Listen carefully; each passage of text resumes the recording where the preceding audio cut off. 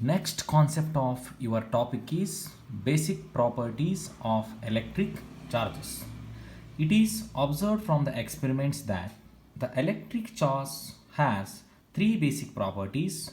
First one, additivity of charge. Second one, quantization of charge. And third one, conservation of charge. Now, we shall discuss all these properties in detail with that in a next few classes. First one, additivity of charges. Like mass, electric charge is a scalar quantity, just as the mass of an extended body is the sum of the masses of its individual particles. The total charge of an extended body is the algebraic sum of all the charges located at different point inside it. Suppose if I consider this is the one body, it contains n number of point charges like q1, q2, q3, so on up to n terms. Here, additivity of electric charges, it means the total charge of a system is the total charge of this system. This is one system.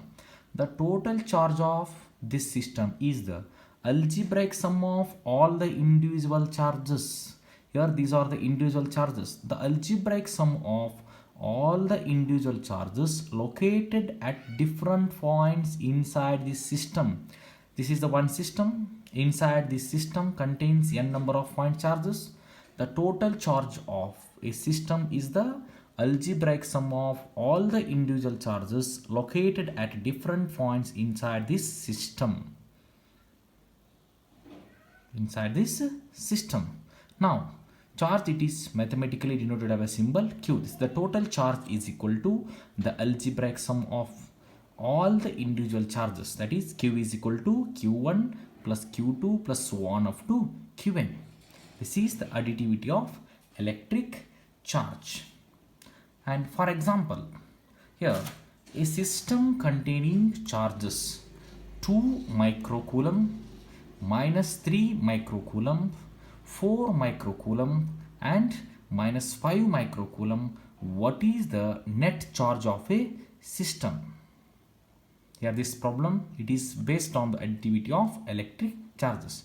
You know this formula, q is equal to q1 plus q2 plus 1 up to qn. Here this is 2 microcoulomb, this is q1, q2, q3 and q4. Add all these four charges. The net charge of the system is, finally you get the answer, q is equal to minus 2 microcoulomb. And the second property is quantization of charge. It is found that experimentally that the electric charge of any body, large or small, is always integral multiple of a certain minimum amount of charge. This basic charge is the charge on an electron, which is denoted by the small e and has magnitude 1.6 into 10 to the power of minus 19 coulomb. Hence, the charge on the electron is minus e, on a proton is plus e. Here, it states that the electric charge is always an integral multiple of the charge of electron e. This is known as quantization of charge. It is the integral multiple of charge of the electron e. It is in the form of whole number. For example, here a charge q on the body is given by q is equal to plus or minus n into e. It may be positive or negative. Charge, it is mathematically denoted by the symbol q. Q is equal to plus or minus n into e. Here n is the integer, e is the charge on an electron or charge on an proton. It is in the form of whole number. It is always integral multiple of charge of the electron.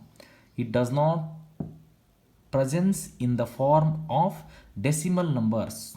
It is a very smallest value, 1.6 into 10 to the power of minus 19 coulomb. It means the charge is always an integral multiple of charge of the electron.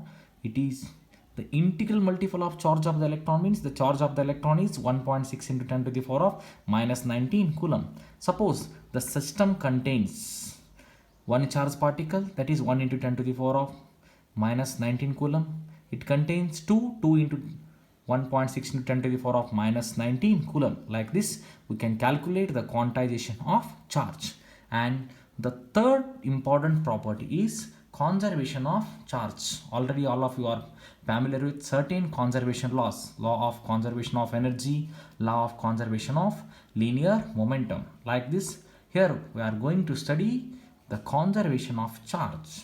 Here, conservation of charge means the total charge of an isolated system always remains constant.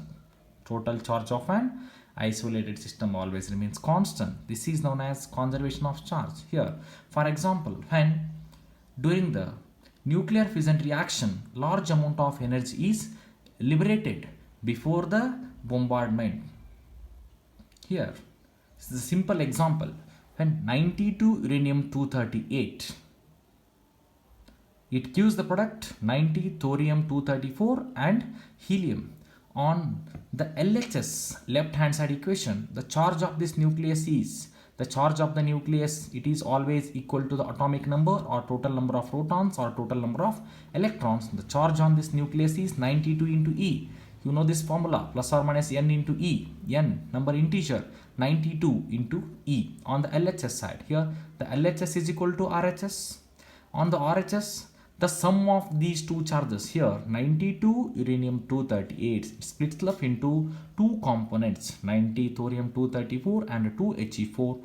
On the RHS side, the sum of the charges of on the nuclei, these are the two nuclei, 90 thorium 234 plus 2 He4. Here also 90 plus 2, 92. LHS is equal to RHS. Hence, the total charge of an isolated system always remains constant. Thus, the charge is conserved.